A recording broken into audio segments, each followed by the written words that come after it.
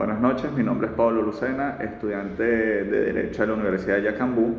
Hoy voy a hablarles sobre el proceso constituyente, la enmienda y la reforma constitucional. El proceso constituyente. Un proceso constituyente es el proceso fundacional de un Estado democrático que crea una nueva constitución según la voluntad y las necesidades de los ciudadanos. El artículo 347 de nuestra Carta Magna dice que el pueblo de Venezuela es el depositario del poder constituyente originario.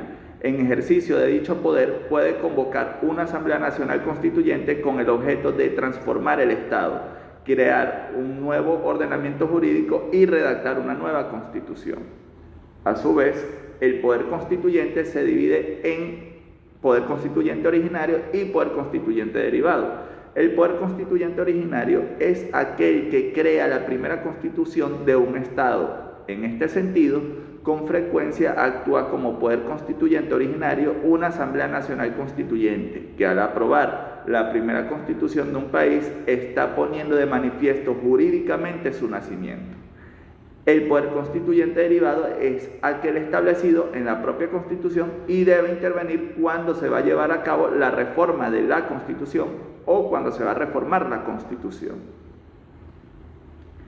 Proceso constituyente del año 1999. El 2 de febrero de 1999, el presidente electo Hugo Rafael Chávez Frías, durante la toma de posesión, llama al referendo consultivo para preguntar al pueblo electoral si éste aprobaba una Asamblea Nacional Constituyente mediante el decreto número 3, plasmado en Gaceta Oficial número 36.364, de fecha 2 de febrero del año 1999. Una vez enviado el decreto presidencial y con solicitud al CNE, mediante la resolución 990.217-32 de fecha del 17 de febrero de 1999, decide convocar elecciones el 25 de abril de ese mismo año. Esta convocatoria fue impugnada mediante acciones populares por catalogarse como ilegal e inconstitucional, motivado a que la pregunta número 2 propone un plebiscito inaceptable donde se pretendía que el pueblo le delegara al presidente el establecimiento de las bases del proceso comicial.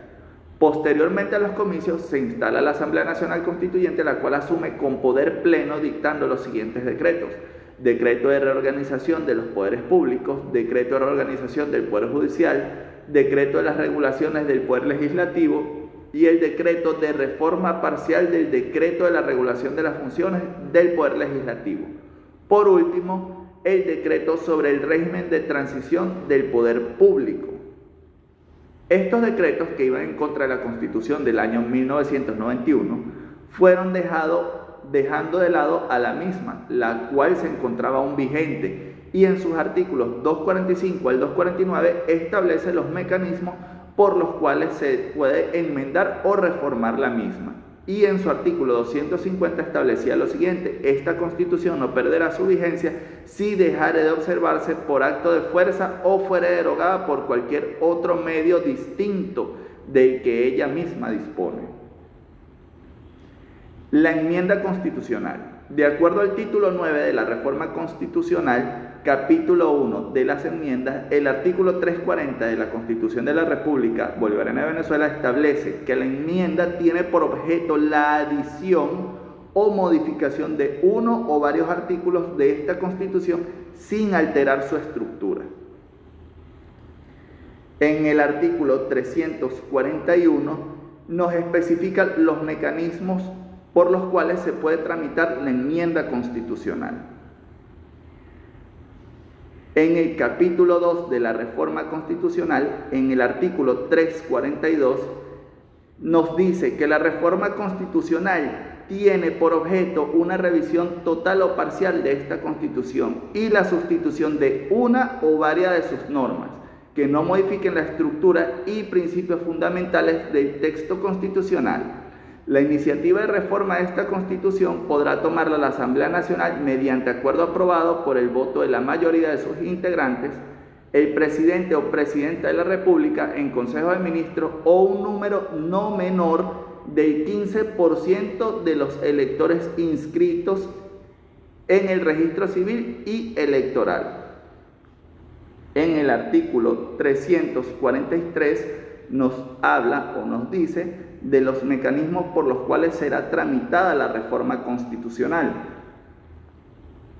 En el artículo 344 nos establece o reza que el proyecto de reforma constitucional aprobado por la Asamblea Nacional se someterá a referendo dentro de los 30 días siguientes a su sanción. El referendo se pronunciará en conjunto sobre la reforma, pero podrá votarse de manera separada hasta una tercera parte de ella, si así lo aprobara un número menor de una tercera parte de la Asamblea Nacional, o si en la iniciativa de reforma así lo hubiera solicitado el presidente o presidenta de la República, o un número no menor del 5% de los electores o electoras inscritos en el registro civil y electoral.